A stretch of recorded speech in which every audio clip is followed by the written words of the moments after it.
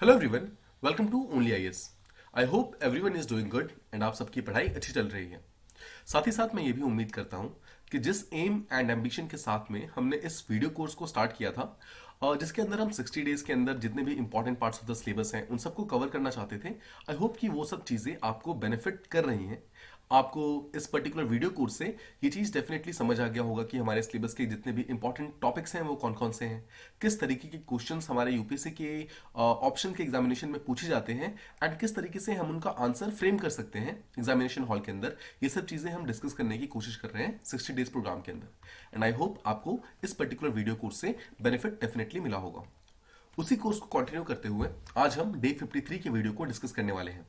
जो भी क्वेश्चंस आपको प्रैक्टिस के लिए दिए गए थे, आई होप आपने उसके आंसर्स लिख लिए होंगे। अब हम उन आंसर के अप्रोचेस को समझने की कोशिश करते हैं। हम उस आंसर के कंटेंट को डिस्कस करते हैं कि एग्जैक्टली किस तरीके का कंटेंट जो है वो इस आंसर के अंदर हमें लिखना था। फर्स्ट थिंग्स फर्स्ट, सबसे पहले आज का वीडियो स्टार्ट करने से पहले हमें टॉपिक पता होना चाहिए कि एग्जैक्टली कौन सा टॉपिक आज हम डील करने वाले हैं।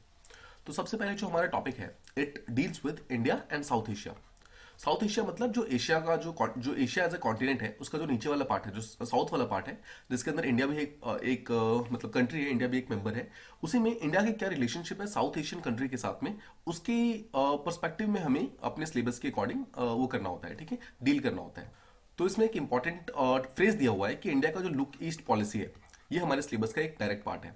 साथ ही साथ एक स्टेटमेंट दिया हुआ है, इंपेडिमेंट्स टू रीजनल कोऑपरेशन। इंपेडिमेंट्स का मतलब होता है चैलेंजेस, मतलब कि जितने भी डिफरेंट कंट्रीज हैं वो जब आपस में कोऑपरेट करते हैं तो उसमें किस तरीके के चैलेंजेस हैं, इन सबको किस तरीके से डील किया जाना चाहिए, ये सब भी हमारे सिलेबस का डायरेक्ट पार्ट है। इसके अलावा जितने भी रिवर वाटर डिस्प्यूट्स हैं, मतलब कि किसी भी साउथ एशियन कंट्री के साथ अगर किसी इंडिया की कोई भी रिवर वाटर डिस्प्यूट है तो वो हमारे सिलेबस का पार्ट है। अगर किसी दो डिफरेंट कंट्री के बीच का जो वाटर डिस्प्यूट है वो हमारे सिलेबस का पार्ट नहीं है, ठीक है, please keep it in mind. इसके अलावा जो भी इलीगल क्रॉस बॉर्डर माइग्रेशन होता है, एथनिक कॉन्फ्लिक्ट्स होते हैं, इंसर्जेंसीज होती हैं, बॉर्डर डिस्प्यूट्स होते हैं, मतलब कोई भी प्रॉब्लम्स जिसमें इंडिया डायरेक्ट एक मेंबर है, जिसमें इंडिया डायरेक्ट एक पार्टी है दूसरी कंट्री के साथ में, वो सब हमारे सिलेबस का एक डायरेक्ट पार्ट है, ठीक है। सो आई होप आप सबसे पहले ये समझ गए कि एग्जैक्टली हमारे जो सिलेबस है उस सिलेबस का कौन सा टॉपिक आज हम डिस्कस करने वाले हैं। ऑलराइट, अब हम चलते हैं आज के मेन क्वेश्चन के ऊपर कि एग्जैक्टली आज का मेन क्वेश्चन क्या है। The question says, what are the fundamental reasons behind the shift of India from look east policy to act east policy, ठीक है। Also assess the performance of this policy in the last decade। 15 mark का question है, यानी कि इसको आपको 250 words के अंदर लिखना था, ठीक है। तो सबसे पहले तो आप ये देखिए कि एग्जैक्टली क्वेश्चन क्या पूछ रहा है। क्वेश्चन बोलता है कि जो भारत ने पहले लुक ईस्ट पॉलिसी को लॉन्च किया था, आप जानते हैं लुक ईस्ट पॉलिसी को 1991 के अंदर लॉन्च किया गया था इंडियन गवर्नमेंट के द्वारा। सो क्वेश्चन कहता है कि जो लुक ईस्ट पॉलिसी को लॉन्च किया गया था 1991 के अंदर, उसके बाद एक्ट ईस्ट पॉलिसी को पहली बात तो क्यों लाया गया, उसके पीछे का रीजन क्या है। देखो, जो एक्ट ईस्ट पॉलिसी है वो 2014 के अंदर आया था। सो ये जो ऑलमोस्ट 2 डेकेड्स का टाइम फ्रेम था, उसके बीच में ऐसे क्या चेंजेस हुए, ऐसे क्या क्या रीजंस हैं जिसके कारण हमें पूरी की पूरी पॉलिसी को चेंज करना पड़ा। और सेकेंड चीज, अगर हम एक्ट ईस्ट पॉलिसी लेकर आए भी हैं तो क्या वो सही तरीके से काम कर रहा है, इस चीज का असेसमेंट करना भी हमारे क्वेश्चन का मेन एम है। मतलब हमें असेस करना है, हमें चेक करना है कि क्या जो हमारा एक्ट ईस्ट पॉलिसी है वो सही तरीके से काम कर रहा है या फिर नहीं कर रहा है, ठीक है। तो देखो, एक चीज समझो, यहाँ पर जब भी आपको क्वेश्चन असेसमेंट करने के बारे में बोलेगा, असेस करने के बारे में, तो असेसमेंट कभी भी वन साइडेड नहीं होती है, ठीक है। असेसमेंट हमेशा 2 साइडेड होता है। मतलब असेसमेंट में आपको पॉजिटिव चीजें भी बतानी है और साथ ही साथ आपको नेगेटिव चीजें भी बतानी है, मतलब दोनों चीजों को साथ लेके चलना है। तो यहां पर भी हमें वही करना है कि जब हम एक्ट ईस्ट पॉलिसी के बारे में बताएंगे तो अपने क्वेश्चन के सेकंड पार्ट को डिस्कस करते समय हम उसके बेनिफिट्स भी बताएंगे कि एग्जैक्टली क्या क्या पॉजिटिव्स हुए हैं इंडिया के लिए और क्या क्या नेगेटिव्स हुए हैं, हम ये भी बताएंगे। सो आई होप आप क्वेश्चन समझ गए कि एग्जैक्टली क्वेश्चन का मेन डिमांड क्या है। वंस अगेन, इसको सिंप्लीफाई करने के लिए पहली चीज ये बोली गई है कि जो हमने लुक ईस्ट पॉलिसी से एक्ट ईस्ट पॉलिसी की तरफ हमने चेंज किया, उसके पीछे का रीजन क्या है। और सेकंड चीज बोला गया है कि जो हम एक्ट ईस्ट पॉलिसी कर रहे हैं वो जो काम कर रही है वो किस तरीके से काम कर रही है, उसका असेसमेंट करना है, उसके पॉजिटिव्स क्या है, उसके नेगेटिव्स क्या है, क्या वो सही तरीके से काम कर रहा है या फिर नहीं कर रहा है। इन सब चीज़ों को प्रॉपर्ली डील करने के लिए ये चीज़ बोला गया है, ठीक है। तो ये हमारा आज का मेन क्वेश्चन है। आई होप आप मेन क्वेश्चन समझ गए। तो अब हम चलते हैं अपने आंसर की तरफ, ठीक है। तो जैसा हमने हमेशा किया है, सबसे पहले अपने आंसर के हम 3 पार्ट्स में डिवाइड करते हैं। जो पहला पार्ट है दैट इज इंट्रोडक्शन। तो इंट्रोडक्शन के अंदर हमें क्या करना होता है, तो जैसा मैंने आपको स्टार्टिंग के डेज में बताया था कि इंट्रोडक्शन के अंदर हमेशा आपको बिगर पिक्चर को लेकर आना होता है, ठीक है। जो भी बिगर पिक्चर है इस पर्टिकुलर क्वेश्चन का वो लेकर आइए। तो ये क्वेश्चन देखो, लुक ईस्ट पॉलिसी से स्टार्ट होता है और एक्ट ईस्ट पॉलिसी की मतलब ओर जा रहा है, ठीक है। तो मतलब पहले हमें लुक ईस्ट पॉलिसी के बारे में कुछ चीजें बतानी होंगी और देन उसे हमें लिंक करना होगा एक्ट ईस्ट पॉलिसी के साथ में। तो सबसे पहले तो देखो आप ये समझो कि जो लुक ईस्ट पॉलिसी है वो किस टाइम मतलब आई थी इंडिया की गवर्नमेंट के द्वारा, कब लाया गया था? तो इट वाज इन 1991, जैसा मैंने आपको ऊपर बताया कि 1991 में लुक ईस्ट पॉलिसी लाया गया था। हुआ ये था कि 1991 में एक बहुत इंपॉर्टेंट चीज चेंज आता है ग्लोबल लेवल पे। दैट वाज जो यूएसएसआर था उसका डिसइंटीग्रेशन होता है। ठीक है, तो जब यूएसएसआर का डिसइंटीग्रेशन होता है तो इससे पहले क्या होता है, इंडिया के अच्छे रिलेशनशिप थे काइंड ऑफ यूएसएसआर के साथ में। देखो ध्यान रखना, इंडिया के डायरेक्ट रिलेशनशिप नहीं थे यूएसएसआर के साथ में, बिकॉज इंडिया नैम में बिलीव करता था। बट अगर हम ट्रेड रिलेशन की बात करें, अगर हम आर्म्स एंड एम्यूनिशंस की बात करें, ठीक है, अगर हम किसी फूड सप्लाईज के बारे में बात करें, तो उन सब चीजों के लिए इंडिया काइंड ऑफ यूएसएसआर के ऊपर ही डिपेंडेंट हुआ करता था। अब बिकॉज हम यूएसएसआर के ऊपर डिपेंडेंट थे और यूएसएसआर के अंदर ऑलरेडी बहुत सारी कंट्रीज थी जिनके साथ हमारे रिलेशनशिप अच्छे हुआ करते थे, इसलिए हमने कभी किसी और कंट्री के साथ इतने अच्छे रिलेशनशिप को करने पे फोकस नहीं किया। मतलब हमने कभी भी यूएसए के साथ उतने अच्छे रिलेशनशिप को बनाने की कोशिश नहीं की। हमने साउथ एशियन कंट्री के साथ में जो हमारा ईस्ट एशियन कंट्रीज है उनके साथ में किसी भी और कंट्री के साथ हमने रिलेशनशिप को ज़्यादा इंप्रूव करने की कोशिश नहीं की, बिकॉज हमारा जो मेन उस टाइम का फोकस हुआ करता था that was USSR. But problem क्या हुई, जब 1991 में यूएसएसआर मतलब जो खुद था वो खुद ही डिसइंटीग्रेट हो गया, तो अब जो हमारा फ्रेंड था वो तो मतलब वो अब रहा नहीं, राइट, यूएसएसआर अब रहा नहीं। तो इसलिए अब इंडिया को क्या करना था, अब इंडिया को और ज्यादा डिफरेंट पार्टनर्स ढूंढने थे, इंडिया को डिफरेंट फ्रेंड्स ढूंढने थे। इसलिए 1991 के बाद इंडिया ने बाकी जितने भी पार्ट ऑफ द वर्ल्ड है उन सब के ऊपर फोकस करना स्टार्ट किया। तो जो हमने साउथ ईस्ट एशिया जो था हमारा, यानी कि जो हमारा साउथ ईस्ट एशिया है, फिर हमारा जो ईस्टर्न एशिया है, इन सब के ऊपर फोकस करने के लिए हमने अलग अलग पॉलिसीज बनाई। तो उसी ईस्टर्न एशिया के ऊपर जो फोकस करने के लिए जो हमने पॉलिसी बनाया ना, उसी का नाम था look east policy. Look east policy, देखो सिंपल वर्ड्स में समझो, लुक ईस्ट का मतलब है ईस्ट की तरफ देखो। मतलब इंडियन गवर्नमेंट बोलता है कि अब हम ईस्टर्न साइड में फोकस करेंगे। मतलब इफ दिस इज इंडिया, तो इंडिया के ईस्टर्न साइड में जितने भी कंट्रीज हैं उन सब पे हम फोकस करेंगे। It is Bangladesh, it is Myanmar, Thailand, loss, Cambodia, ठीक है, इंडोनेशिया, फिलीपींस, जितने भी कंट्रीज हैं इन सब के ऊपर हम फोकस करेंगे। इन सब के साथ हम ट्रेड रिलेशन को, इकोनॉमिक रिलेशनशिप को, फिर हम पॉलिटिकल रिलेशनशिप को, हर एक टाइप के जो रिलेशनशिप है उन सबको हम इंप्रूव करने की कोशिश करेंगे।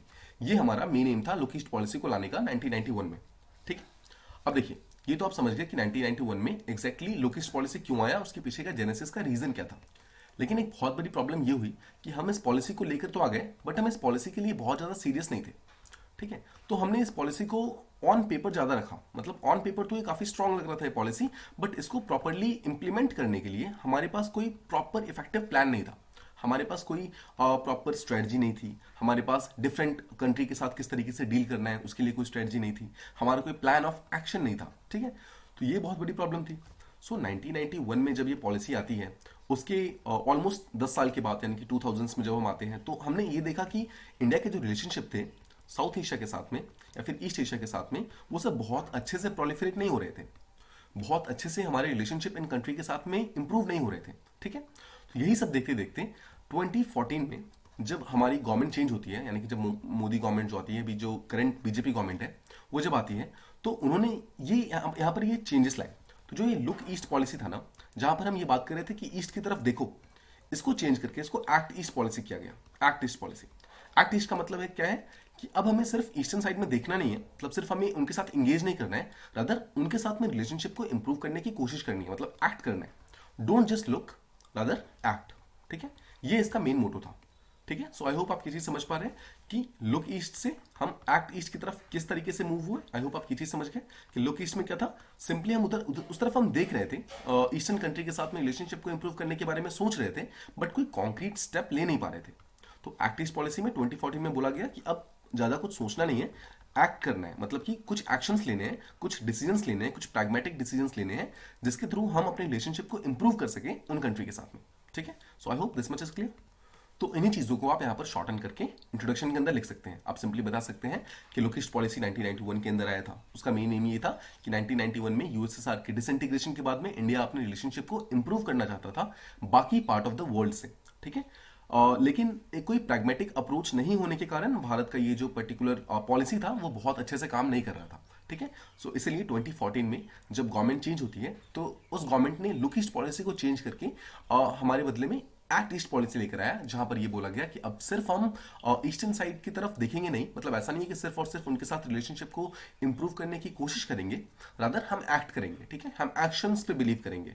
जितना ज्यादा हम एक्शंस के साथ मतलब अपने वर्ड्स को रखेंगे उतना ज्यादा बेटर होगा। मतलब कि सिर्फ और सिर्फ देखो, सिर्फ और सिर्फ किसी कंट्री को ये बोलना, मतलब सिर्फ वर्ड्स में बोलना कि मैं तुम्हारे साथ रिलेशनशिप इंप्रूव करूंगा, और दूसरी तरफ उसको करके दिखाना, मतलब एक्ट करना, तो एक्ट करना इज मोर फिजिबल, ठीक है, एक्ट करना ज्यादा बेटर होता है। तो इसलिए गवर्नमेंट ने बोला कि अब हम एक्ट करेंगे, हम डायरेक्टली रिलेशनशिप को इंप्रूव करके दिखाएंगे, ठीक है। तो ये चीज सबसे बड़ा चेंज था जो लुक ईस्ट पॉलिसी से लेकर के एक्ट ईस्ट पॉलिसी के अंदर आता है, ठीक है।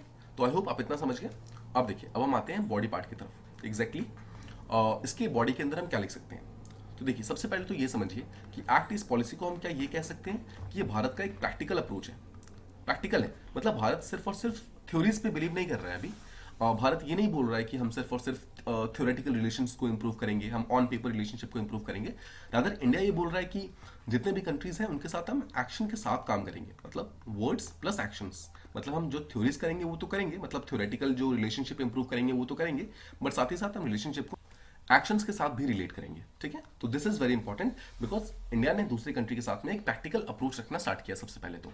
और इसके कारण एक बार फिर से इंडिया का जो रिलेशनशिप था, जितने भी साउथ ईस्ट एशियन नेशंस थे, जो ईस्टर्न एशियन नेशंस थे, उन सबके साथ रिलेशनशिप एक बार फिर से इंप्रूव होना स्टार्ट हुआ 2014 के बाद में, ठीक है, 2014 के बाद। बिकॉज अगर आप देखो तो 1991 के बाद से लेकर के 2014 तक, मतलब ऑलमोस्ट 1991 के बाद का जो टाइम था उसके बीच में तो रिलेशनशिप इंप्रूव नहीं हो पाया, है ना, बहुत अच्छे से रिलेशनशिप इंप्रूव नहीं हुआ। तो जो मेन रिलेशनशिप इंप्रूव होना स्टार्ट हुआ वो 2014 के बाद स्टार्ट होता है। तो सबसे पहले तो आप ये समझ गए कि exactly look east policy, act east policy क्या था, उसके पीछे का मेन वो रीजन क्या था, क्यों वो चेंजेस लाए गए, ठीक है। अब हम आते हैं हमारे क्वेश्चन के मेन पार्ट के ऊपर। हमारे क्वेश्चन का मेन पार्ट क्या था। क्वेश्चन का जो हमारा पहला मतलब पार्ट था, हमारे क्वेश्चन का सब पार्ट था, वो ये बोलता है कि एग्जैक्टली रीजंस क्या थे, ठीक है। मतलब रीजंस क्या थे कि लुक ईस्ट पॉलिसी को एक्ट ईस्ट पॉलिसी में कन्वर्ट किया गया, राइट। देखो, ये देखो क्वेश्चन यहाँ पर, क्वेश्चन यही कह रहा था कि फंडामेंटल रीजंस क्या है कि क्यों शिफ्ट हुआ इंडिया का लुक ईस्ट पॉलिसी से एक्ट ईस्ट पॉलिसी की तरफ, ठीक है। तो हमने लुक ईस्ट पॉलिसी के बारे में समझा दिया, एक्ट ईस्ट पॉलिसी के बारे में समझा दिया। अब हम इन रीजंस को समझने की कोशिश करते हैं कि एग्जैक्टली ये रीजंस क्या थे। मतलब ऑल्दो तो मैंने आपको रीजंस डिस्कस कर दिए हैं, बट मैं आपको एग्जामिनेशन फॉर्मेट में बताता हूँ कि एग्जैक्टली लिखना कैसे कैसे है, ठीक है। मतलब ऑल्दो मैंने आपको चीजें पॉइंट फॉर्म में बता दी हैं, आपको मैंने एक्सप्लेन कर दिया है, बट स्टिल मैं आपको पॉइंट फॉर्म में बताता हूँ कि किस तरीके से हमें इस चीज को पॉइंट आउट करना है, मतलब किस तरीके से हमें सेंटेंस स्ट्रक्चरिंग करनी है। तो यहाँ पर क्या पहला रीजन मैं ये बोल सकता हूँ कि जिस साउथ ईस्ट एशियन कंट्री के साथ में हमारे रिलेशनशिप पहले ही बेटर नहीं थे, उस रिलेशनशिप को टाइटन करने के लिए या फिर उसको स्ट्रेंथन करने के लिए ये एक बहुत ही इंपॉर्टेंट रीजन था, ठीक है। बिकॉज देखिए, लुक ईस्ट में तो बहुत अच्छे से रिलेशनशिप इंप्रूव नहीं हो पाए, तो एक्ट ईस्ट में ये सबसे बड़ा रीजन यही था कि हम अपने रिलेशनशिप को इंप्रूव करना चाहते थे, ठीक है। और जैसा मैंने आपको स्टार्टिंग में बताया था कि 1991 से पहले जो इंडिया के यूएसएसआर के साथ जो कंपैरेटिवली बेटर रिलेशनशिप थे, उसके कारण हम बाकी कंट्री के साथ उतने अच्छे से डील नहीं कर पाते थे, राइट। तो इसी चीज के कारण जब 1991 में डिसइंटीग्रेशन होता है यूएसएसआर का, तो उसके बाद हमने बाकी कंट्री के साथ अपने रिलेशनशिप को स्ट्रेंथन करने की कोशिश की, and this was one of the reasons कि क्यों हम लुक ईस्ट से एक्ट ईस्ट पॉलिसी की तरफ मूव करते हैं, ठीक है। तो सबसे पहली चीज तो आप ये समझ गए। सेकेंड चीज देखो, पहले क्या होता था कि अगर हम किसी कंट्री के साथ रिलेशनशिप मतलब कर भी रहे हैं, मतलब रिलेशनशिप इंप्रूव करने की कोशिश कर भी रहे हैं, तो ये वन ऑफ हुआ करता था, मतलब बहुत ही वन ऑफ वाला काम हुआ करता था उस टाइम। मतलब कि अगर इंडिया ने किसी कंट्री के साथ रिलेशनशिप बनाया, मान लो किसी एक साल में कोई रिलेशनशिप मतलब कोई अग्रीमेंट साइन किया, तो उसके 3-4 साल तक तो कोई हम अग्रीमेंट के ऊपर कोई अपडेट ही नहीं रखते थे, हम कोई फॉलो अप अग्रीमेंट नहीं करते थे। तो ये एक बहुत बड़ी प्रॉब्लम थी कि किसी भी कंट्री के साथ हम रेगुलर टच में नहीं रहते थे, मतलब कॉन्टिन्यूस इंगेजमेंट नहीं हो पाता था। तो जब हम एक्ट ईस्ट पॉलिसी में आए ना, तो ये एक बहुत बड़ा चेंज ये आया कि हमने ये डिसाइड किया कि किसी भी दो कंट्री के बीच में जब रिलेशनशिप को हम लाएंगे तो हम एक कॉन्टिन्यूस इंगेजमेंट के साथ लेकर आएंगे, ठीक है।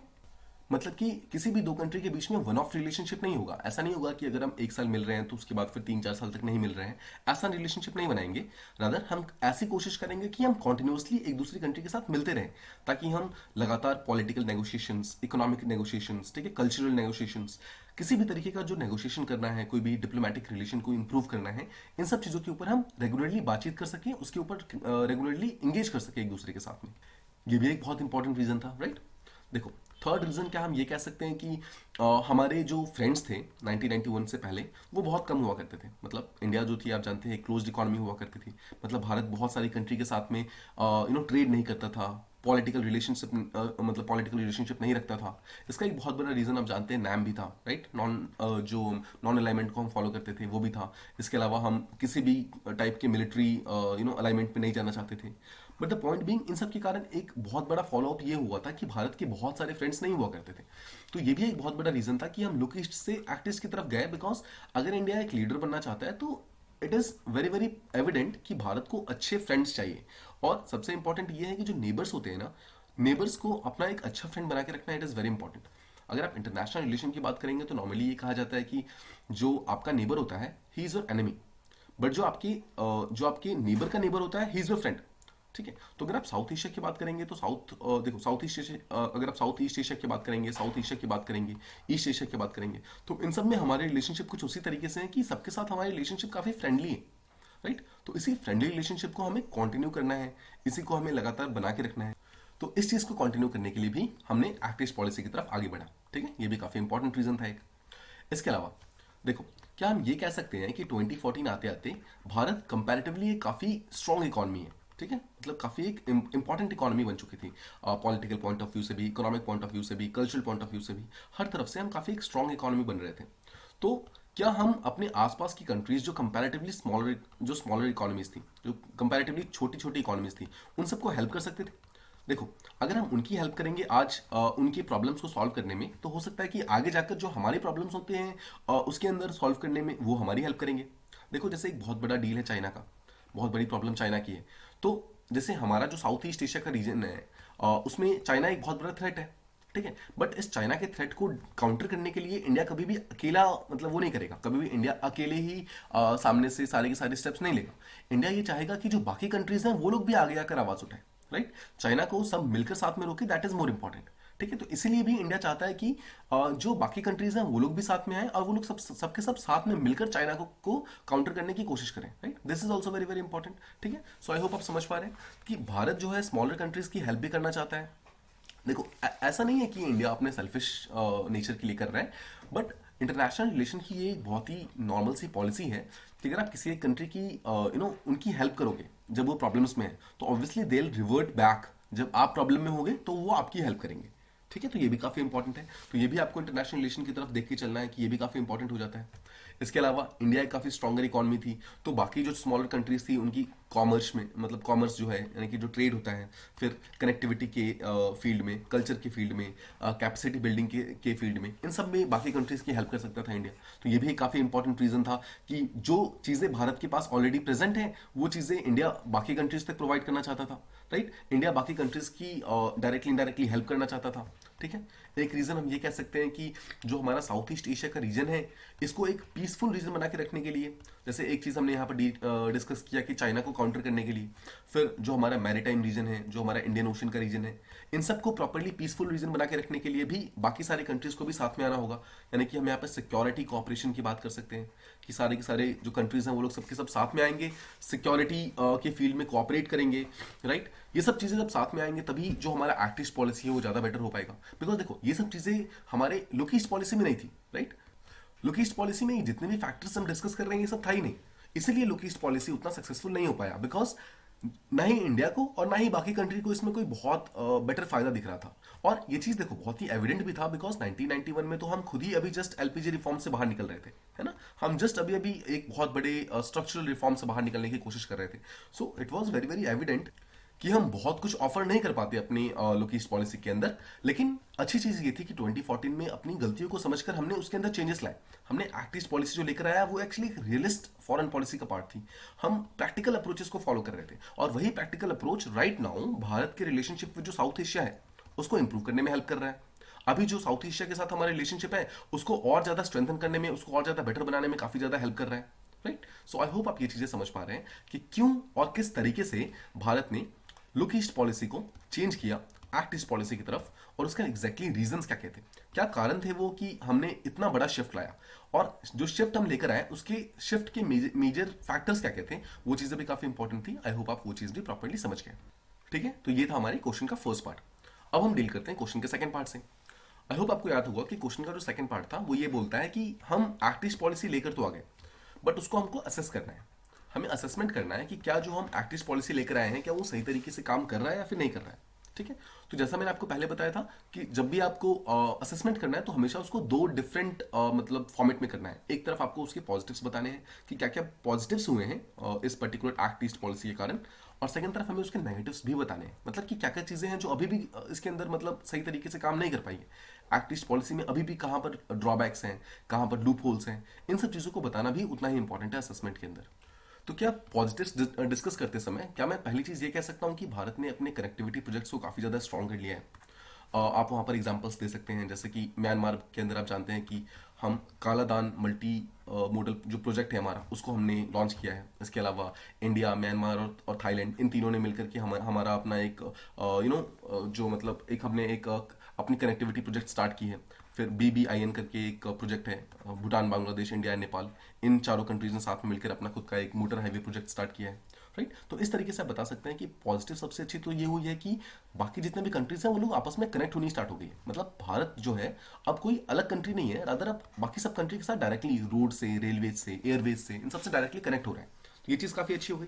ठीक, सेकंड चीज क्या हम ये कह सकते हैं कि देखो इंडिया और बांग्लादेश का अगर आप डायरेक्टली एग्जांपल लेंगे, इंडिया बांग्लादेश का, तो बांग्लादेश में और जो हमारा जो अगरतला है उन दोनों के बीच में एक डायरेक्ट रेलवे लाइन स्टार्ट हो गई है। मतलब भारत से एक डायरेक्टली रेल है, जो ट्रेन है जो कि डायरेक्टली बांग्लादेश जा रही है। राइट, बांग्लादेश का जो कैपिटल है ढाका, वहां तक जा रही है। वहां से कोई भी सामान है वो वापस इंडिया में आता है, और इंडिया से जो सामान वगैरह है, जो ट्रेड है, कुछ जो लोग हैं जो कि वहां जाना चाहते हैं, वो सब चीजें यहाँ से डायरेक्टली होती हैं। तो इसके कारण भी दोनों कंट्री के बीच का जो रिलेशनशिप है वो काफी स्ट्रांग हो रहा है। थर्ड चीज क्या हम ये कह सकते हैं कि जो हमने एक्ट ईस्ट पॉलिसी के तहत इतने सारे एफर्ट्स लगाए हैं, तो उसके कारण जो जितने भी साउथ एशियन कंट्रीज हैं और इंडिया है उनके बीच में जो डिप्लोमेटिक टाइज है, जो डिप्लोमेटिक रिलेशनशिप है, वो काफी ज्यादा इंप्रूव हो रहा है, वो काफी ज्यादा इंक्रीज हो रहा है। राइट, अब अगर हम डिप्लोमेटिक रिलेशनशिप की बात करें तो इसका हम सिंपली कह सकते हैं कि जितने भी साउथ एशियन कंट्रीज हैं, साउथ ईस्ट एशियन कंट्रीज हैं, साउथ एशियन कंट्रीज हैं, ईस्ट एशियन कंट्रीज हैं, उन सारी कंट्रीज ने इंडिया के अंदर अपने एम्बेसीज खोलने स्टार्ट कर दिए हैं, अपने कॉन्सुलेट्स खोलने स्टार्ट कर दिए हैं। राइट, सिमिलरली इंडिया की बात करें तो इंडिया ने भी बाकी कंट्रीज के अंदर अपने एम्बेसीज एंड कॉन्सुलेट्स खोलने स्टार्ट कर दिए हैं। राइट, तो ये चीज भी काफी इंपॉर्टेंट है कि भारत अब एक डायरेक्ट रिलेशनशिप रख रहा है। मतलब ऐसा नहीं है कि इंडिया कोई बैक चैनल से मतलब बातचीत कर रहा है, ऐसा नहीं है कि हमें बातचीत करने के लिए वेट करना पड़ता है कि कोई ग्लोबल प्लेटफॉर्म आएगा, कोई जैसे यूनाइटेड नेशन की मीट होगी तभी हम जाके बातचीत कर सकते हैं, ऐसा नहीं है। रादर हम डायरेक्टली एम्बेसीज एंड कॉन्सुलेट्स के थ्रू कोई भी डील करना चाहे तो हम कर सकते हैं किसी दूसरे कंट्री के साथ में। अगर हमें कोई चीज चाहिए तो हम उनके साथ डायरेक्टली उसके बारे में डील कर सकते हैं, उन्हें कुछ चाहिए तो हमसे डायरेक्टली बातचीत कर सकते हैं। राइट, तो ये चीज भी काफी इंपॉर्टेंट है। और एक काफी सबसे इंपॉर्टेंट चीज क्या हम ये कह सकते हैं कि जो ट्रेड रिलेशन है हमारा वो काफी इंप्रूव हुआ है। देखो अगर आप मतलब मार्केट की बात करो तो आप जानते हैं कि जो साउथ एशिया है वो बहुत ही ज्यादा पॉपुलस मतलब पार्ट है वर्ल्ड का, मतलब बहुत ज्यादा पॉपुलेशन है यहाँ पर, और माना जाता है कि ऑलमोस्ट 1.8 बिलियन पीपल जो है वो राइट नाउ साउथ एशिया के अंदर रहते हैं। मतलब 1.8 बिलियन पीपल, उसमें आप जानते हैं कि मेजर शेयर जो है वो इंडिया का है, बट बाकी कंट्रीज से मिलाकर के 1.8 बिलियन, ऑलमोस्ट 2 बिलियन पीपल का मार्केट है यहाँ पर। मतलब इतना इतना एक मतलब लार्ज मार्केट है। And this is the reason कि नॉट जस्ट इंडिया एंड जो साउथ एशियन कंट्रीज हैं, बट यहाँ तक कि जो यूरोपियन कंट्रीज हैं, नॉर्थ अमेरिका है, साउथ अमेरिका है, जितने भी UK है, फ्रांस है, वो सब भी यहाँ पर आके डील करना चाहते हैं, वो भी यहाँ के ट्रेड करना चाहते हैं। इसका रीजन यही है मेन, बिकॉज यहाँ पर मार्केट बहुत स्ट्रांग है। इतना स्ट्रांग मार्केट है कि वो कोई भी सामान अगर आए तो मतलब बहुत ही लार्ज प्रॉफिट मिल सकता है यहाँ पर बिजनेसमैन को। राइट, तो ये भी काफी एक इंपॉर्टेंट चीज हो गया। देखो अगर आप इसके अंदर अगर आप डेटा की बात करेंगे तो डेटा भी अगर आप इसके अंदर कोट करते हैं एग्जामिनेशन के अंदर तो वो भी काफी इंपॉर्टेंट हो सकता है। कि देखिए लास्ट ईयर की अगर हम बात करें 2021 का जो डेटा आया था उसके अकॉर्डिंग ऑलमोस्ट $80 बिलियन जो है, इतने का हमने ट्रेड किया था साउथ एशियन कंट्री के साथ में। देखो ऑल्दो भारत ने क्या किया था, भारत ने एक मतलब एक टारगेट डिसाइड किया था कि 2020 होते होते हम अपने साउथ एशियन कंट्री के साथ जो ट्रेड है उसको 200 बिलियन तक लेके जाएंगे, 200 बिलियन। बट ऑल्दो हम वहां तक तो नहीं पहुंच पाए, देखो उसके हम हाफ भी नहीं पहुंच पाए, बट अगर आप ध्यान से देखिए तो $80 बिलियन भी बहुत बड़ा अमाउंट हो गया। मतलब एटलीस्ट कुछ ना होने से तो बहुत बेटर है। पहले हम लोग कहाँ $6 to $7 बिलियन के आसपास में थे, हम सिर्फ पहले इतना ट्रेड किया करते थे। हमने डील बना, मतलब हमने एक एम किया कि हम 200 बिलियन पहुंचेंगे। ऑल्दो हम 200 नहीं पहुंच पाए, बट एटलीस्ट हम 80 पहुंच गए। एंड विद टाइम ऑब्वियसली हम इस पर्टिकुलर टारगेट तक भी पहुंच जाएंगे। हो सकता है कि अगले 1-2 सालों के अंदर हम इस पर्टिकुलर टारगेट को भी काइंड ऑफ मतलब पार कर लें, इसको भी हम काइंड ऑफ क्रॉस कर लें। राइट, तो ये भी काफी इंपॉर्टेंट है। आई होप आप ये सब चीजें प्रॉपरली समझ पा रहे हैं। इसके अलावा अगर आपको और असेसमेंट की बात हो तो देखो, ट्रेड रिलेशन के बारे में हमने बात कर लिया। अब आप एक बहुत ही इंपॉर्टेंट फैक्टर के बारे में बता सकते हैं कि जो हमारा कल्चरल रिलेशनशिप है वो काफ़ी स्ट्रांग है। तो आप कल्चरल टूरिज्म के बारे में बता सकते हैं कि किस तरीके से जो इंडिया के लोग हैं वो बाकी different countries, Indonesia, Vietnam, Malaysia, जहाँ पर बहुत सारा हिंदू कल्चर है, बहुत सारा वैष्णव टेम्पल सब जानते हैं, वहाँ पर बहुत सारे हैं। तो वहाँ पर बहुत सारा कल्चरल टूरिज्म होता है। फिर आप साथ ही साथ आप ये भी जानते होंगे कि मलेशिया, वियतनाम, इंडोनेशिया ये एक बहुत ही इंपॉर्टेंट टूरिस्ट कंट्रीज हैं जो कि इंडिया के अंदर आती हैं, राइट। बिकॉज यहाँ पर इनके अंदर बहुत सारी ऐसी कंट्रीज हैं जो कि बुद्धिज्म को फॉलो करती हैं, कुछ ऐसी हैं जो कि जैनिज्म को फॉलो करती हैं, बहुत सारे इनमें से ऐसे हैं जो कि हिंदुइज्म को फॉलो करते हैं। और आप जानते हैं कि बुद्धिज्म, जैनिज्म एंड हिंदुइज्म, इन तीनों ही कंट्री का जो ओरिजिन है, मतलब ओरिजिन है, वो इंडिया के अंदर ही हुआ था, राइट। तो इसके कारण जितने भी ये सब कंट्रीज हैं, जितने भी साउथ एशियन कंट्रीज हैं, वो सब के सब एटलीस्ट इंडिया में आना चाहते हैं, ताकि इंडिया में आकर अपने कल्चरल टूरिज्म को वो ऑब्वियसली प्रमोट करते हैं, राइट। अपने जो भी टूरिज्म है वो यहाँ पर आकर उसको कंप्लीट करना चाहते हैं, राइट। तो ये सब चीज़ें शो करती है कि किस तरीके से हमारे जो रिलेशनशिप है साउथ एशियन कंट्री के साथ में, वो सिर्फ और सिर्फ ट्रेड बेस्ड नहीं है, वो सिर्फ और सिर्फ डिप्लोमेसी बेस्ड नहीं है, रादर हम कल्चरली बहुत स्ट्रांग है, कल्चरली बहुत ही ज़्यादा कनेक्टेड है, राइट। और इसके अलावा एक चाइना बहुत बड़ा फैक्टर है, हम चाइना को जानते ही हैं। चाइना एक ऐसा फैक्टर है जिसने एक्चुअली बाकी सारे कंट्रीज को यूनाइट किया है। इससे पहले चाइना, देखो देखो, जब तक चाइना नहीं था, तब मतलब जब तक चाइना एक थ्रेट नहीं था, तब तक हर एक कंट्री अपना अपना खुद का बिजनेस मतलब किया करती थी, किसी को कोई फर्क नहीं था कि कोई और कंट्री किस तरीके से करता है, क्या नहीं करता है। बट जब चाइना ने आकर के हर चीज़ को सरपास करना स्टार्ट कर दिया, हर चीज़ के ऊपर अपना कंट्रोल करना स्टार्ट कर दिया, तो बाकी सारी कंट्रीज ने काइंड ऑफ यूनाइट होकर के चाइना को मतलब टैकल करना स्टार्ट किया, टैकल करने का डिसाइड किया। And this was one of the biggest reasons, है ना। तो ये भी, चाइना भी एक बहुत इंपॉर्टेंट फैक्टर है कि क्यों after all act east policy एक बहुत बड़ा लार्ज मतलब सक्सेस रहा है in the last few years. तो ये भी आप यहाँ पर बता सकते हैं कि एग्जैक्टली किस तरीके से जो चाइना है ये भी एक बहुत इंपॉर्टेंट फैक्टर है। देखो, चाइना को अगर आपको बताना है तो आप ये भी बता सकते हैं कि आप जानते हैं कि चाइना का जो बेल्ट एंड रोड इनिशिएटिव है, उसके अंदर बहुत सारे साउथ ईस्ट एशियन नेशंस भी हैं। तो स्टार्टिंग में तो साउथ ईस्ट एशियन नेशंस को इतना मालूम नहीं था कि क्या प्रॉब्लम्स हो सकती हैं, बट धीरे धीरे जो डेट ट्रैप डिप्लोमेसी वगैरह सब आने स्टार्ट हुई, उसके कारण बहुत सारे कंट्रीज ऐसी थी जो कि डेट ट्रैप में चली गई। उन सब के कारण उन कंट्रीज को समझ आया, तो उसके कारण प्रॉब्लम्स हुई। अब चाइना को काउंटर करने के लिए they are coming to India, वो इंडिया से हेल्प मांग रहे हैं। तो आपको मैं दो एग्जाम्पल्स देता हूँ। One is Philippines and second is Vietnam. देखो, फिलीपींस एंड वियतनाम दोनों ही साउथ ईस्ट एशियन नेशंस हैं। अगर आप दोनों की ही बात करो तो दोनों ने ही इंडिया के साथ एक डायरेक्ट डील किया है और दोनों ही भारत से ब्रह्मोस खरीद रहे हैं। What is BrahMos? ब्रह्मोस एक देखो एक सेकंड, ब्रह्मोस है, ब्रह्मोस क्या है? हमारा एक इंटरकॉन्टिनेंटल बैलिस्टिक मिसाइल है। तो इंटरकॉन्टिनेंटल बैलिस्टिक मिसाइल का मतलब होता है कि ऑलमोस्ट 5000 किलोमीटर के रेंज तक ये पर्टिकुलर जो मिसाइल है वो जाकर अपने टारगेट को हिट कर सकता है। एंड यहाँ तक कि जो ब्रह्मोस है वो न्यूक्लियर कैपेबल भी है। तो ऑल्दो हमने न्यूक्लियर का कोई भी मतलब जो अपना फिजल मटेरियल है वो सब नहीं बेचा है, obviously we are not here, हम किसी भी तरीके का जो न्यूक्लियर सप्लाई ग्रुप का जो भी मतलब कंडीशंस है उसको हम वायलेट नहीं कर रहे हैं। हमने किसी भी तरीके का जो न्यूक्लियर फिजल मटेरियल्स है उनको सेंड नहीं किया है, बट हमने एक ऐसा मिसाइल्स मतलब प्रोवाइड किए हैं फिलीपींस को भी और वियतनाम को भी, जिसके थ्रू वो चाइना से अपनी सिक्योरिटी कर सकते हैं। अब बिकॉज फिलीपींस एंड वियतनाम दोनों के पास ही ये अच्छे क्वालिटी के मिसाइल्स हैं, तो उसके कारण चाइना इनके ऊपर अब अटैक नहीं कर सकता है, राइट। तो ये भी शो करता है कि सिक्योरिटी के फील्ड में भी एक्चुअली इंडिया काफी ज्यादा हेल्प कर रहा है बाकी कंट्रीज की। एंड द कॉमन कंसर्न क्या है, कॉमन थ्रेट क्या है? China, right. So I hope आप ये चीज समझ पा रहे हैं। तो ये मैंने कुछ डिस्कस किया, ये आई गेस हमने डिस्कस किया कि कौन कौन से पॉजिटिव्स हुए जो हमने असेसमेंट किया अभी। तो हमने ये असेस करने की कोशिश की कि जो हमारा एक्ट ईस्ट पॉलिसी था उसके तहत हमने एग्जैक्टली क्या क्या पॉजिटिव्स देखे हैं, क्या क्या फायदे हुए हैं, क्या क्या बेनिफिट्स हुए हैं, किस तरीके से हम इस चीज को असेस कर सकते थे कि जो हमारा एक्ट ईस्ट पॉलिसी है क्या वो एक मतलब क्या वो बेनिफिशियल रहा है। तो हम कह सकते हैं यस, वो बिल्कुल बेनिफिशियल रहा है और काफी ज्यादा वो हेल्पफुल भी रहा है इंडिया के लिए भी और जो बाकी कंट्रीज थे उनके लिए भी। अब देखो, अब हमने पॉजिटिव डिस्कस कर लिए, अब हम नेगेटिव्स को डिस्कस करते हैं कि एग्जैक्टली और कौन कौन सी चीजें हैं जो अभी भी लूप होल्स है एक्ट ईस्ट पॉलिसी के अंदर। तो पहली चीज हम ये कह सकते हैं कि देखो, जो कनेक्टिविटी के बारे में हम बात कर रहे थे वो कनेक्टिविटी का जील अब खत्म हो गया। मतलब कि जो स्टार्टिंग के कुछ ईयर्स में 2014 के बाद में अगले मतलब 3-4 सालों तक 2018 तक हमने ऑलमोस्ट 5 से 6 एग्रीमेंट्स किए थे अलग अलग कंट्री के साथ में। बट जब वो मतलब ये सब जब फिनिश हो गए ना, उसके बाद ऑलमोस्ट 3 से 4 सालों से कोई भी न्यू अग्रीमेंट साइन नहीं हुआ है, कोई भी न्यू कनेक्टिविटी प्रोजेक्ट साइन नहीं हो रहे हैं, जो पुराने थे वो भी थे कंप्लीट नहीं हुए हैं, राइट। ये सब काइंड ऑफ बहुत बड़ा प्रॉब्लम है, पहली चीज। तो सेकंड चीज, देखो, चाइना को काउंटर करने के लिए ऑल्दो भारत जो है बाकी कंट्री के साथ में तो आ रहा है, लेकिन अभी तक हम उसको बहुत अच्छी तरीके से काउंटर कर नहीं पाए। इंडिया जो है, देखो इंडिया जो है अलग अलग तरीकों से चाइना को काउंटर करना चाह रहा है, बट चाइना के पास एक ही फैक्टर है, that is cheque book diplomacy. मतलब चाइना जो है किसी भी कंट्री को इतना सारा पैसा प्रोवाइड कर देता है कि वो उसको लिटरली डेट में डाल देता है, मतलब उसको उधार में डाल देता है, उसको काइंड ऑफ एहसान में डाल देता है।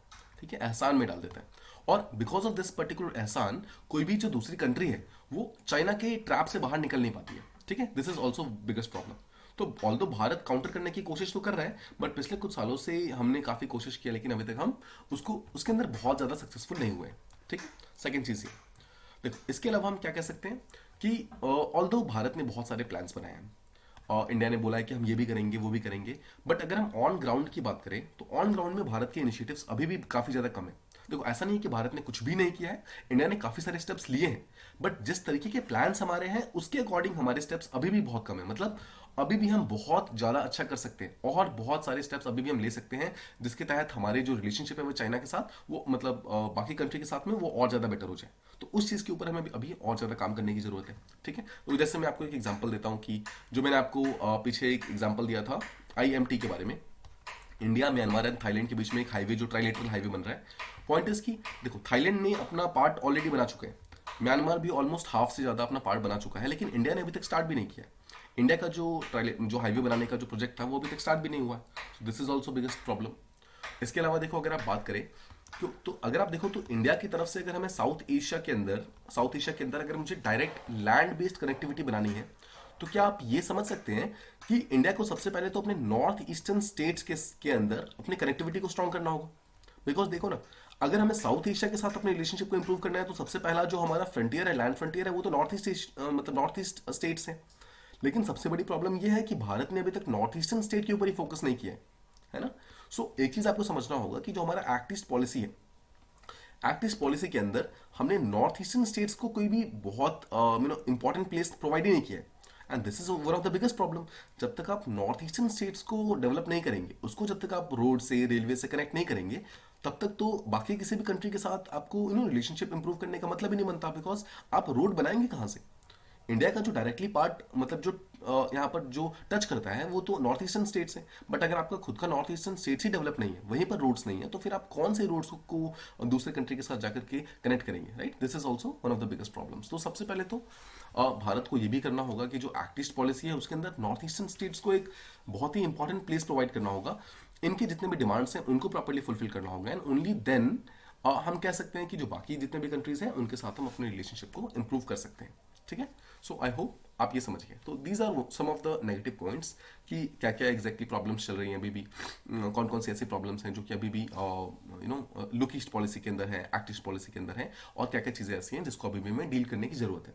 ठीक है, इसके अलावा अब आप अपने आंसर को एंड कर सकते हैं। आप सिंपली बता सकते हैं कि जो लुक ईस्ट पॉलिसी था और जो एक्ट ईस्ट पॉलिसी था उसके अंदर कोई बहुत बड़ा डिफरेंस नहीं था। ऐसा नहीं था कि बहुत कोई मेजर डिफरेंस आया था, लेकिन सबसे बड़ा डिफरेंस ये था कि लुक ईस्ट पॉलिसी का जितने भी मतलब फिनोमिनास थे वो ऑन पेपर थे, बट एक्ट ईस्ट पॉलिसी में हमने एटलीस्ट ये चेंज लाया, सबसे बड़ा चेंज ये लाया कि हम इन सब चीज़ों को प्रैक्टिकल अप्रोच के साथ में लेकर आने की कोशिश कर रहे थे। ठीक है, बट अगर हम ऑन पेपर इंप्लीमेंटेशन की बात करते हैं, अभी अगर प्रेजेंट इंप्लीमेंटेशन की बात करते हैं, तो एक्ट ईस्ट पॉलिसी के अंदर भी अभी और बहुत सारे काम करने की जरूरत है।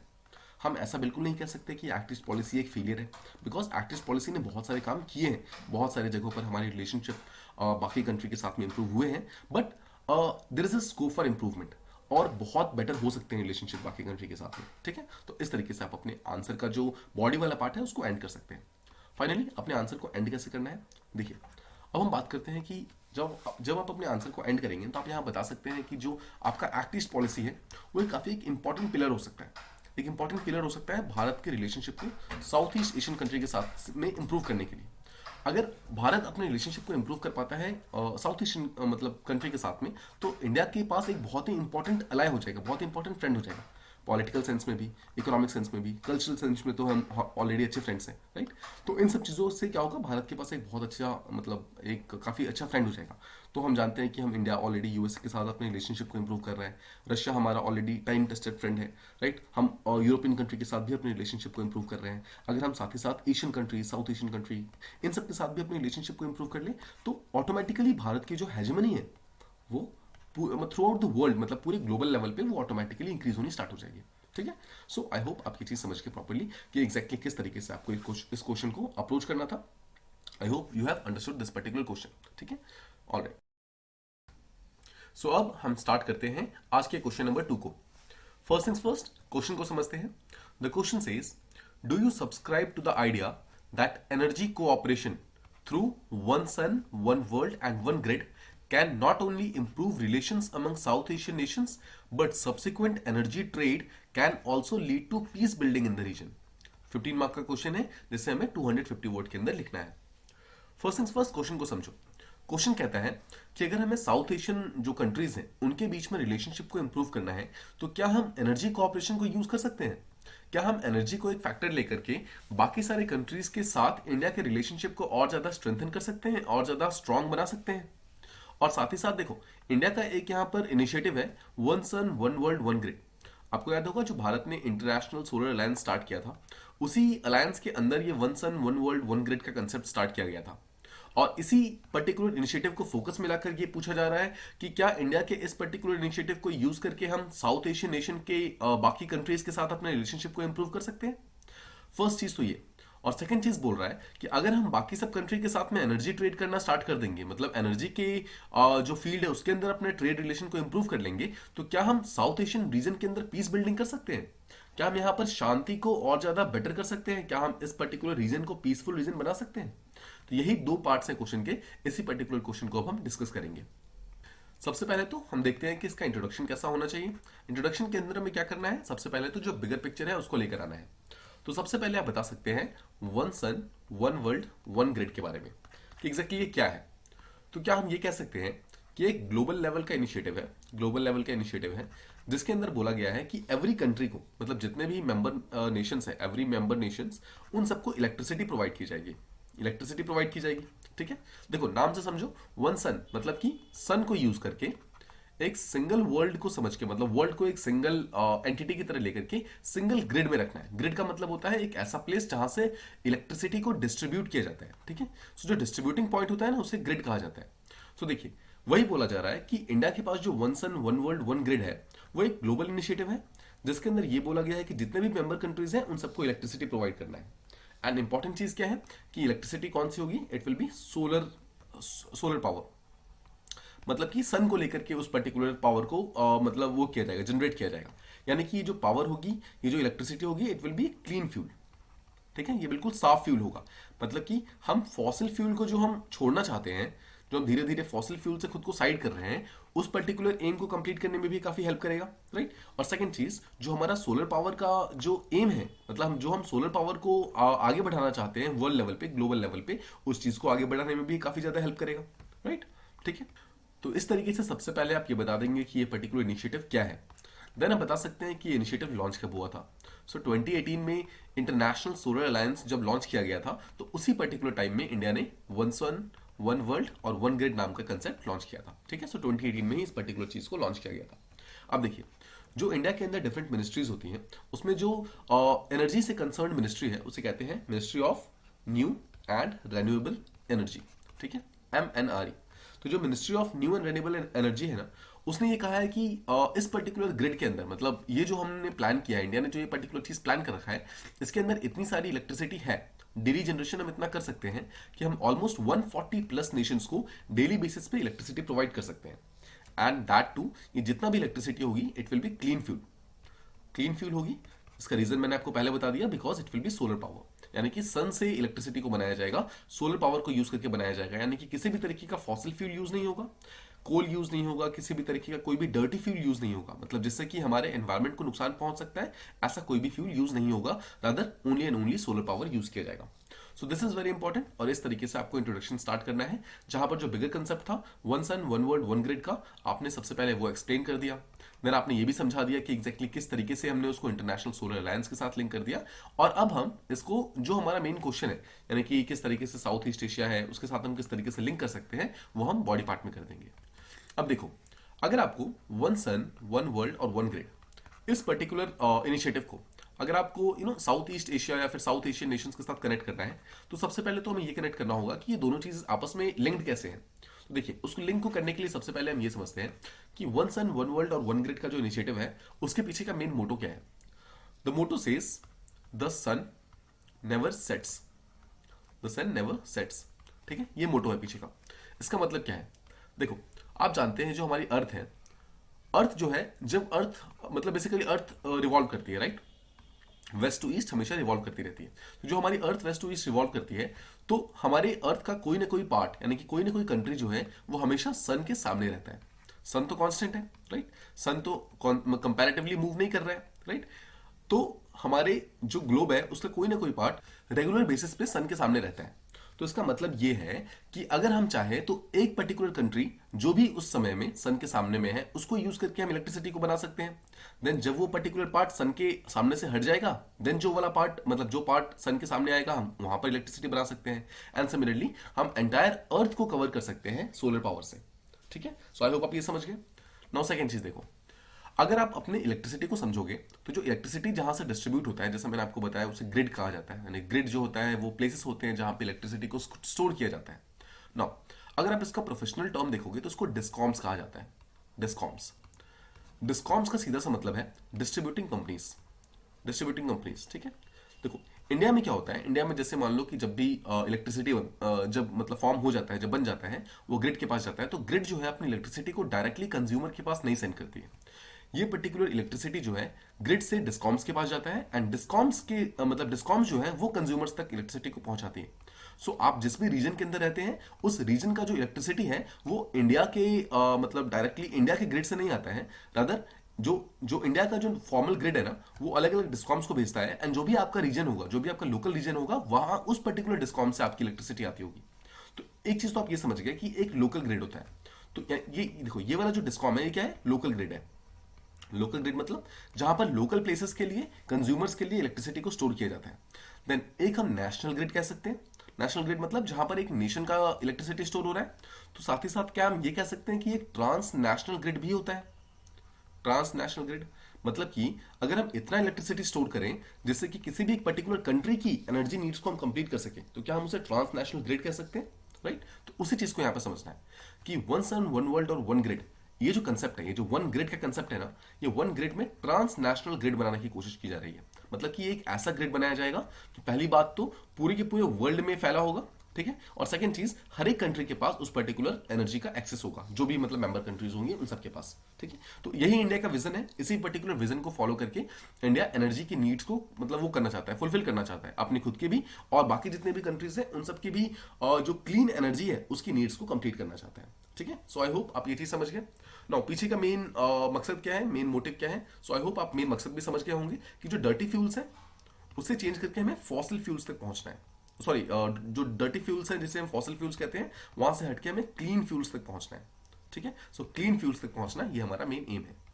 इसी पॉइंट को हम थोड़ा सा और सिंप्लीफाई करें तो हम ये कह सकते हैं कि देखिए जो भी पावर, जो भी एनर्जी हम बनाते हैं कोल के थ्रू, ऑयल के थ्रू, गैसेस के थ्रू, वो सारे का सारा एनर्जी जो है अब हम कन्वर्ट कर सकते हैं इलेक्ट्रिसिटी के थ्रू, ठीक है। यही मतलब मेन एम है कि जितने भी डर्टी फ्यूल्स थे इन सबको हटा करके हम क्लीनर फ्यूल की तरफ मूव ऑन करें, ठीक है।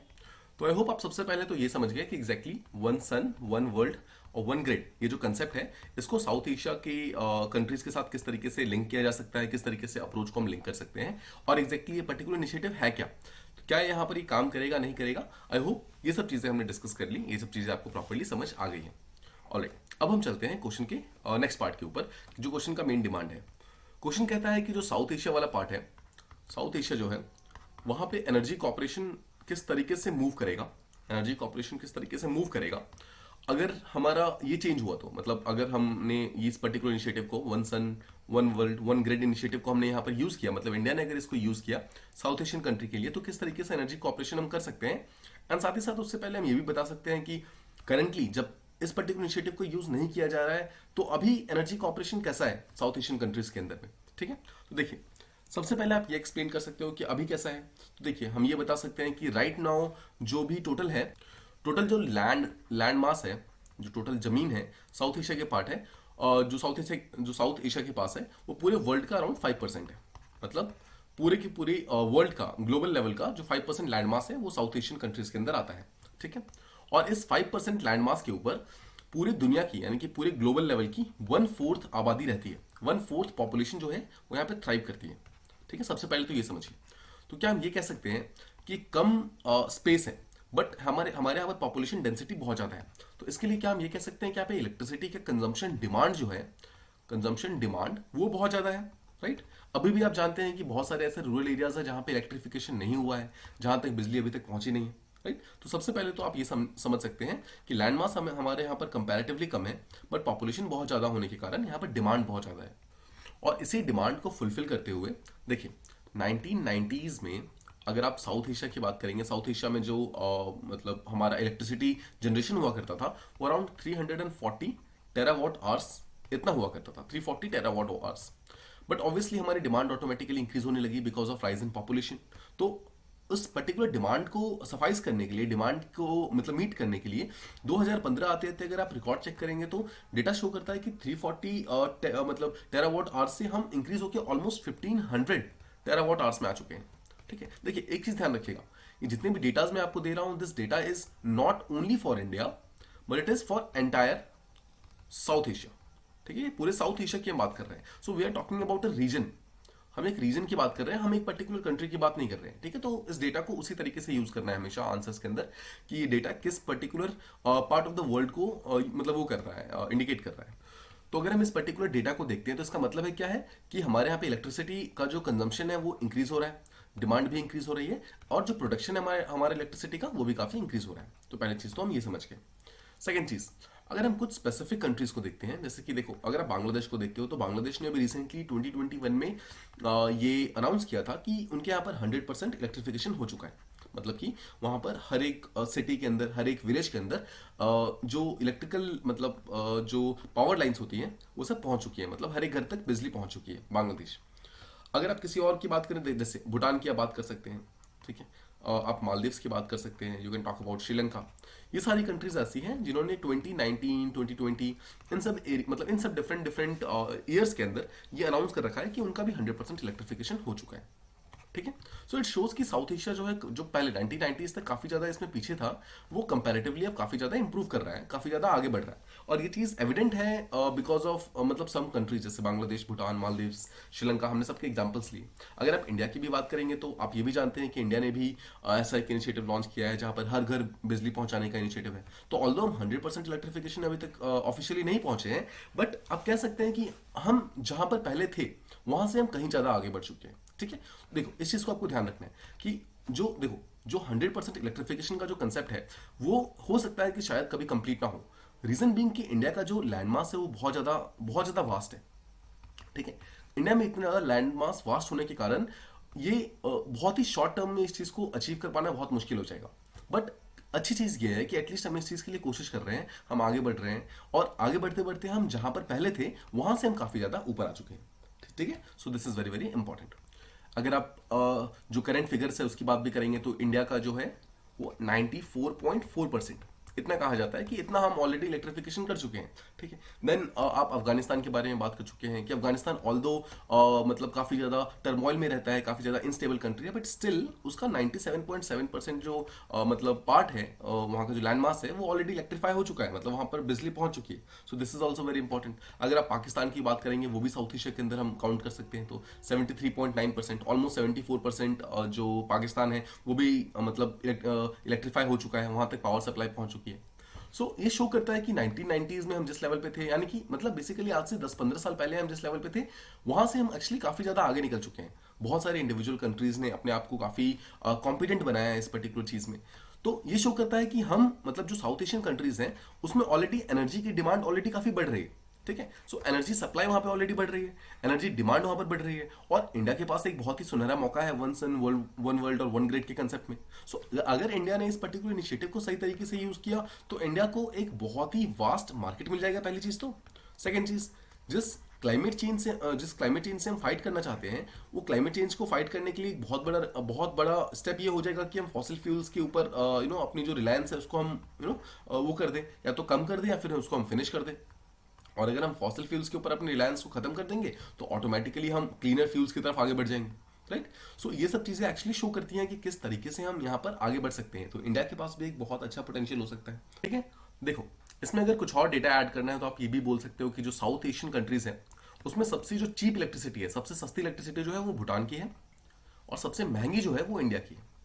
ठीक है, ये भी आप यहाँ पर कोट कर सकते हैं। ऑलराइट, देखिए ये सब तो हमने कुछ डेटा वगैरह देख लिया कि साउथ एशिया में किस तरीके का एनर्जी डेंसिटी ऑलरेडी है, एनर्जी की डिमांड किस तरीके से है, एनर्जी की सप्लाई किस तरीके से हो रही है, किस तरीके से डिफरेंट कंट्रीज रिस्पॉन्ड कर रही है इन सब चीजों को, ये सब चीजें हमने देख लिया। अब हम मूव करते हैं आगे। अब हम बात करते हैं कि जो साउथ एशियन कंट्रीज हैं वहां पर किस तरीके का रिसेंट डेवलपमेंट्स हो रहा है एनर्जी के फील्ड में। तो एक चीज हम देखो ये कह सकते हैं कि इंडिया और नेपाल, इन दोनों कंट्रीज ने साथ में मिलकर एक पेट्रोलियम का पाइपलाइन बनाया है। पाइपलाइन जिससे इंडिया जो है नेपाल को पेट्रोलियम जो है सप्लाई कर रहा है। तो एक चीज यहां पर ये हो गई। सेकंड चीज देखिए, इंडिया जो है भूटान को भी एनर्जी मतलब सप्लाई करता है, ऑयल सप्लाई करता है, गैस सप्लाई करता है, तो उसके लिए भी यहां पर एक पाइपलाइन प्रेजेंट है। ठीक है ना। ऑल्दो हमने डिफरेंट पाइपलाइंस कुछ कंट्री के साथ बनाए हुए हैं, बट ऑब्वियसली जैसा आप जानते हैं कि कुछ ना कुछ ब्यूरोक्रेटिक डिलेज होते रहते हैं, कुछ पॉलिटिकल डिलेज हैं, कुछ लॉजिस्टिकल डिलेज हैं, ये सब चीजें मतलब काफी आगे बढ़ती रहती है, ये सब प्रॉब्लम्स काफी जो है आगे बढ़ते रहते हैं। राइट, ये सब चीजें हैं जो कुछ प्रॉब्लम्स कर रहे हैं इंडिया को आगे बढ़ने में, साउथ एशिया के साथ एनर्जी के रिलेशनशिप को और ज्यादा स्ट्रेंथन करने में। इसके अलावा अगर आपको कुछ रीजनल जो इनिशिएटिव्स हैं इस पर्टिकुलर फील्ड में, एनर्जी के फील्ड में, हम वो भी देख सकते हैं। देखिए रीजनल में आप ये कह सकते हैं कि एक तापी पाइपलाइन स्टार्ट किया गया था, तापी, जिसका था तुर्कमेनिस्तान, अफगानिस्तान, पाकिस्तान, इंडिया। ठीक है, देखो तुर्कमेनिस्तान, अफगानिस्तान, पाकिस्तान, इंडिया, ये तापी पाइपलाइन है। सो ऑल्दो देखो Turkmenistan is not a part of south Asia, Afghanistan is also not a part of south Asia, but because ये pipeline kind of central Asian countries से हमारे south Asia की तरफ आ रही है, इसलिए ये भी काइंड ऑफ हमारे एनर्जी नीड्स के डायरेक्टली हमारे मतलब क्वेश्चन के स्फीयर में आ जाएगा। ठीक है, तो इसका एग्जांपल भी आप दे सकते हैं। सेकंड चीज आप यहां पर बता सकते हैं म्यांमार, बांग्लादेश और इंडिया, इन तीनों का भी एक ट्राइलेटरल काइंड ऑफ पाइपलाइंस बन रहे हैं। ठीक है, इसके अलावा आप बता सकते हैं भूटान, बांग्लादेश, इंडिया, नेपाल, BBIN, ये भी एक पेट्रोलियम पाइपलाइन बन रहा है। राइट, ये सब चीजें शो करती हैं कि भारत के पास मतलब एक बहुत ही गोल्डन अपॉर्चुनिटी है, बिकॉज साउथ एशिया के अंदर एनर्जी की डिमांड जो है वो एवर इंक्रीजिंग है, वो लगातार बढ़ रही है।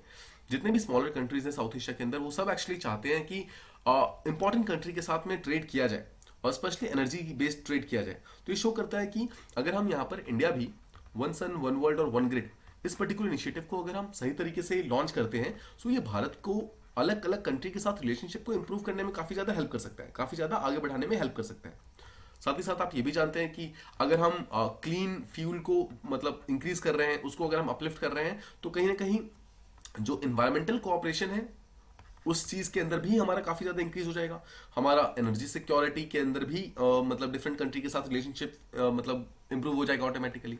एंड अगर हम देखो, अगर हम यहाँ पर इस चीज को पीस बिल्डिंग के साथ चाहे तो उसके साथ भी हम लिंक कर सकते हैं, बिकॉज आपको याद होगा हमारे क्वेश्चन का सेकंड पार्ट वही था कि आफ्टर ऑल किस तरीके से अगर हम एनर्जी को चाहे तो पीस बिल्डिंग के साथ किस तरीके से कनेक्ट कर सकते हैं। तो देखिए अब हम कनेक्ट करते हैं पीस बिल्डिंग के साथ। देखो क्या हम ये कह सकते हैं कि साउथ एशिया में जितने भी मेन डिस्प्यूट्स होते हैं, जितने भी बॉर्डर डिस्प्यूट्स हैं, जितने भी अलग अलग प्रॉब्लम्स हैं, वो सब बेसिकली किस चीज़ के कारण है? क्या हम कह सकते हैं वो आइडेंटिटी के कारण? बिकॉज देखो अलग अलग रिलीजन है, ठीक है, अलग अलग कास्ट हैं, अलग अलग एथनिसिटी है ना। बिकॉज देखो म्यांमार में आप देखते हो तो रोहिंग्यास का इशू आ जाता है, फिर अगर आप चाइना में देखते हो तो उइघुर मुस्लिम्स का इशू आ जाता है। राइट, तो ये सब जो प्रॉब्लम्स हैं वो आइडेंटिटी बेस्ड प्रॉब्लम्स हैं, पहली चीज तो। सेकंड, बहुत सारी पॉलिटिकल प्रॉब्लम्स है, जैसा आप देखते हैं कि कुछ ना कुछ कंट्री के अंदर कूप्स वगैरह मतलब कू होती रहती है। राइट, यानी कि बहुत ही इनस्टेबल गवर्नमेंट्स हैं। थर्ड, आप देखते हैं कि बहुत सारे इंटरनेशनल बॉर्डर के मतलब प्रॉब्लम्स हैं। आप जानते हैं कि म्यांमार से, बांग्लादेश से काफी सारे इन्फिल्ट्रेशन होते रहते हैं इंडिया में। यानी कि जितने भी प्रॉब्लम्स हैं ये सब आइडेंटिटी बेस्ड प्रॉब्लम्स हैं, पॉलिटिकल बेस्ड प्रॉब्लम्स हैं, काइंड ऑफ हम कह सकते हैं इंटरनेशनल बॉर्डर बेस्ड प्रॉब्लम्स हैं। राइट, तो क्या हम ये कह सकते हैं अगर हम इन सब प्रॉब्लम को सॉल्व करना चाहें तो एक बहुत सिंपल तरीका ये हो सकता है कि जितने भी कंट्रीज हैं वो अगर एक दूसरे के ऊपर डिपेंडेंट हो जाए, एंड दैट टू एनर्जी के बेस पे। मतलब अगर एनर्जी को एक फैक्टर मानकर सारी कंट्रीज एक दूसरे के साथ आ जाती है तब शायद ये प्रॉब्लम नहीं रहेगी। क्यों? बिकॉज देखो ये प्रॉब्लम तभी रह सकती है बिकॉज एक दूसरी कंट्री से एक दूसरे को उतना फायदा नहीं हो रहा हो। तो एक कंट्री दूसरी कंट्री से आइडेंटिटी बेस्ड फैक्टर्स पे प्रॉब्लम तभी करेगा जब उस कंट्री को दूसरी कंट्री से कोई प्रॉब्लम मतलब कोई फायदा नहीं होगा। तो अगर कोई भी फायदा होगा तो कभी भी वो प्रॉब्लम नहीं करेगा। राइट, इसीलिए एनर्जी को यूज करके एनर्जी को एक डेटरेंस की तरह यूज कर सकते हैं काइंड ऑफ। ठीक है, एनर्जी को एक डेटरेंस की तरह कर सकते हैं। जिस तरीके से आप देखो अभी रशिया यूक्रेन का अगर आप वॉर देखेंगे तो आप यही चीज समझेंगे कि कोई भी दूसरी कंट्री एक्चुअली देखो कोई भी यूरोपियन कंट्री जो है वो इनिशियली मतलब रशिया के अगेंस्ट नहीं जा रहा था। What was the reason? Obviously अभी देखो सब रशिया के अगेंस्ट जा रहे हैं, but what was the reason कि इनिशियली कोई भी रशिया के अगेंस्ट नहीं जा रहा था? The only reason was because Russia उन सबको नेचुरल गैस प्रोवाइड कर रहा था, उन सबको पेट्रोलियम प्रोवाइड कर रहा था, राइट? ये रीजन था। तो एनर्जी के ऊपर जब डिपेंडेंस बढ़ती है तो ऑब्वियसली उस रीजन के अंदर पीस आता है, बिकॉज हर एक कंट्री को पता है कि इस एनर्जी के बिना नहीं मतलब रह नहीं सकते, और वो एनर्जी जो है वो बहुत ही इंपॉर्टेंट चीज है, इसलिए वो एक्चुअली एक पीस बिल्डिंग का काम भी कर सकती है। ठीक है, तो इस तरीके से आप अपने क्वेश्चन का सेकंड पार्ट भी एड्रेस कर सकते हैं। सो आई होप आप ये क्वेश्चन और जो पिछला क्वेश्चन था वो समझ गए हैं। अब देखो इस क्वेश्चन का अगर हमें कंक्लूजन करना है, एंड करना है, तो किस तरीके से कर सकते हैं? तो वंस अगेन आप वन सन वन वर्ल्ड और वन ग्रिड का कंसेप्ट लेकर आइए। आप बताइए कि किस तरीके से ये पर्टिकुलर इनिशिएटिव काफी इंपॉर्टेंट हो सकता है इंडिया की हेजेमनी को बनाने में, इंडिया का जो सॉफ्ट पावर है उसको डेवलप करने में काफी हो सकता है, काफी इंपॉर्टेंट हो सकता है। और जब अपने आंसर को एंड करना है तो सिर्फ और सिर्फ मतलब इंडिया के खुद के बेनिफिट्स के बारे में नहीं बताना है, साथ ही साथ आप कुछ लार्जर टर्म्स पर्सपेक्टिव बताओ, कुछ ब्रॉडर टर्म मतलब जो पर्सपेक्टिव्स हैं वो सब तो हल्का सा समझाओ। आप यहाँ पर इसको क्लाइमेट चेंज के साथ लिंक कर सकते हैं। आप बता सकते हैं कि ये जो one sun one world one grid है वो सिर्फ और सिर्फ इंडिया के बेनिफिट के लिए नहीं है, रादर इंडिया ने इसको एक ग्लोबल इनिशिएटिव की तरह लॉन्च किया था। इंटरनेशनल सोलर अलायंस जो है उसको एक इंडिया ने सिर्फ अपने लिए नहीं, रादर पूरे के पूरे वर्ल्ड के लिए इसको लॉन्च किया था। तो अगर ये सब चीजें सक्सेसफुल होती हैं तो ये सिर्फ इंडिया को फायदा नहीं देगा, रादर ये क्लाइमेट चेंज को प्रॉब्लम सॉल्व करने में हेल्प करेगा, जिससे कि ग्लोबल लेवल पे सबको बेनिफिट होगा, राइट? छोटी कंट्रीज, बड़ी कंट्रीज, सबको यहाँ पर बेनिफिट होगा। तो कुछ इस तरीके से आप यहाँ पर अपने आंसर को एंड कर सकते हैं, एक पॉजिटिव नोट पर, एक होप वाले नेचर, मतलब जो नेचर होता है, एक फ्यूचरिस्टिक जो एक पर्सपेक्टिव है वो प्रोवाइड करना है अपने आंसर की एंडिंग में। ठीक है, तो कुछ इस तरीके से आपको अपने दोनों आंसर्स को अप्रोच करना था। आई होप आप दोनों ही क्वेश्चंस को प्रॉपर्ली समझ गए हैं। That's all from this particular video. Thank you so much for listening. See you in the next one.